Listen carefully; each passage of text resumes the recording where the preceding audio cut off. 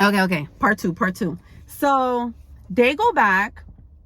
Then Jacob is like, no, I'm not going to do that. So then Judah's like, listen, I think Judah had kids too. So Judah was like, which is one of the brothers, right? One of Jacob's sons, I think. So then Judah says, listen, I'll be the one to blame if something were to happen to Benjamin. So I think they brought Benjamin.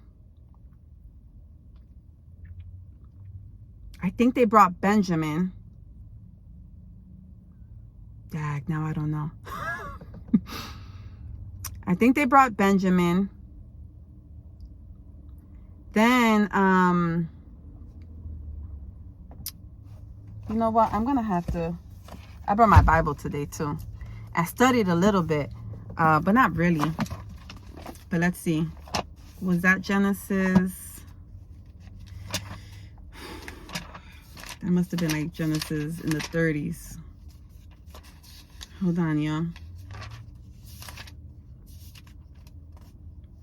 Okay, Joseph in Potiphar's house. Yep, that's when the Potiphar's wife wanted to, get it in with Joseph. And Joseph was like, nah, no. And he still got accused for it, even though he didn't do anything, and got sent to prison. Because it says here, but the Lord was with Joseph and extended kindness to him. He granted him favor with the prison warden. The warden put all the prisoners who were in the prison under Joseph's authority, and he was responsible for everything that was done there. The warden did not bother with anything under Joseph's authority because the Lord was with him, and the Lord made everything that he did successful. So even though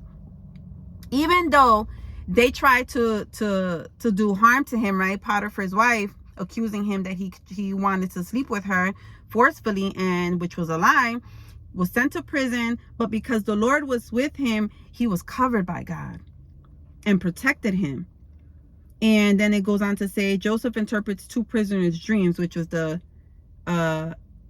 Egypt's cupbearer, which in the GNT version it's mentioned wine steward or something like that, and then a baker. It says, after this, the king of Egypt's cupbearer and baker offended their master, the king of Egypt. Oh, so they offended the master. So then Pharaoh was angry with his two officers, the chief cupbearer and the chief baker, and put them in custody in the house of the captain of the guards in the prison where Joseph was confined. The captain of the guards assigned Joseph to them as their personal attendant, and they were in custody for some time. The king of Egypt's cupbearer and baker, who were confined in the prison, each had a dream. But this is in the CSB. Remember, that's the Bible the translation of the Bible that I used to study. So it says, the king of Egypt's cupbearer and baker, who were confined in the prison, each had a dream. Both had a dream on the same night, and each dream had its own meaning. When Joseph came to them in the morning, he saw that they looked distraught.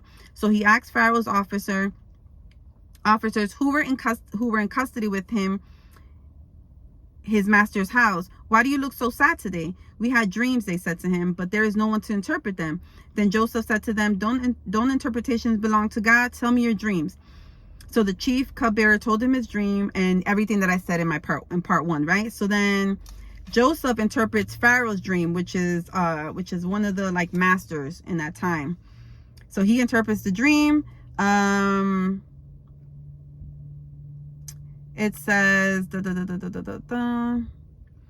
Pharaoh said to Joseph, I have had a dream and no one can interpret it, but I have heard it said about you that you can hear a dream and interpret it. Joseph says, I'm not able to. Joseph answered Pharaoh, it is God who will give Pharaoh a favorable answer. It is God that's going to interpret the dream, not me, but God is going to help me interpret the dream for you.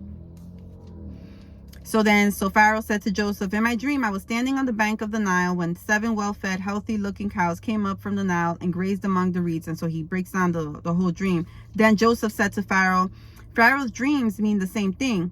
God has revealed to Pharaoh what he is about to do. And then breaks down the dream and says, it is just as I told Pharaoh. God has shown Pharaoh what he is about to do. 7 years of great abundance are coming throughout the land of Egypt. After them, 7 years of famine will take place, and all the abundance in the land of Egypt will be forgotten. The famine will devastate the land.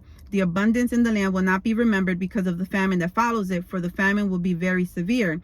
Since the dream was given twice to Pharaoh, it means that the matter has been determined by God and will carry it out soon. So now let Pharaoh look for a discerning and wise man and set him over the land of Egypt. Let Pharaoh do this. Let him appoint overseers over the land and take a fifth of the harvest of the land of Egypt during the 7 years of abundance. Let them gather all the excess food during these good years that are coming. Under Pharaoh's authority, store the grain in the city so they may preserve it as food. The food will be a reserve for the land during the 7 years of famine that will take place in the land of Egypt, and the country will not be wiped out by famine. Remember, that's what the dream was, and that's what took place, because then there was a famine, and that's when Jacob had heard about it, sent the brothers over to Egypt to get grain, and so he does.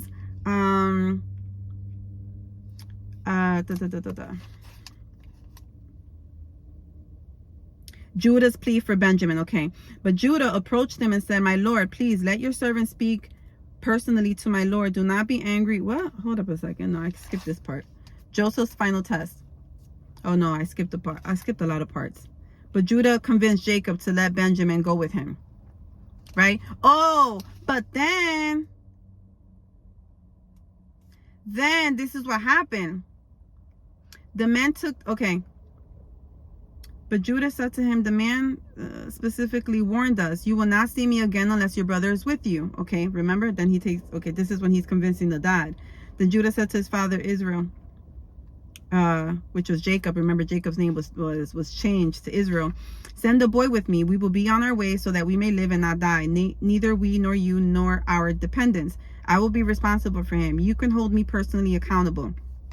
If I do not bring him back to you and set him before you, I will be guilty before you forever. If we had not delayed, we could have come back twice by now. He's telling him, like, listen, if you would have just told me, if you would have just let me take Benjamin, we would have been able to travel back and forth, and this wouldn't have, we wouldn't have delayed it even more. The men took this, okay, wait, what? Then their father Israel said to them, if it must be so, then do this. Put some of the best products of the land in your packs and take them down to the man as a gift. The man, Joseph, but they don't even know that this is Joseph. So he packs up with good stuff. Take your brother also and go back at once to the man. May God Almighty cause the man to be merciful to you so that he will release your other brother and Benjamin too. Oh, Benjamin was sent already? What? Oh, I must have skipped I skipped a lot. Listen, y'all. The whole point...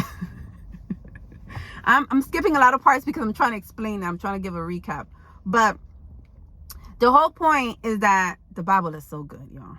The Bible is so good. It's so good. Like, as I was reading and I was like recapping, there were so many thoughts and so many different things that I'm like, wow, God. Wow. And he's so good. He's so good. Here are the brothers trying to like do some slick stuff. And whatever they thought was going to be slick and was going to be hidden, or that was never going to be found out, eventually it was going to turn. It was going to, you know, it was going to come back around. It was going to come full circle. What was done in the dark came to light, you know, and yeah, man, a lot happened after that. A lot happened. Joseph ended up forgiving the brothers. Jacob unfortunately passed away, but was able to come back and be with the brothers. And Benjamin was rescued. I mean, obviously he wasn't in no harm because he was with Joseph, you know, who Joseph initially wanted, because he was the one that that he was asking for to prove, like, okay, if you're not really here to spy, then bring back your brother. And Jacob was so protective over Benjamin. But it's so good. That was just day 7, y'all. That was just day 7. Day 8, so much happened in day 8 too. And day 9, man. Moses was called by God to go to Pharaoh and tell him, like, let my people go. Because then once Jacob died, then a lot of years passed, and then Joseph then died. And when Joseph died, that's when it got real in Egypt. Yep, it got real in Egypt. And there was this king that became ruler, and saw that there was so many Israelites, right, which was their tribe of everyone that came from Jacob and Joseph and all of them. And they were like, well, we need to put these people to work because there's so many of them.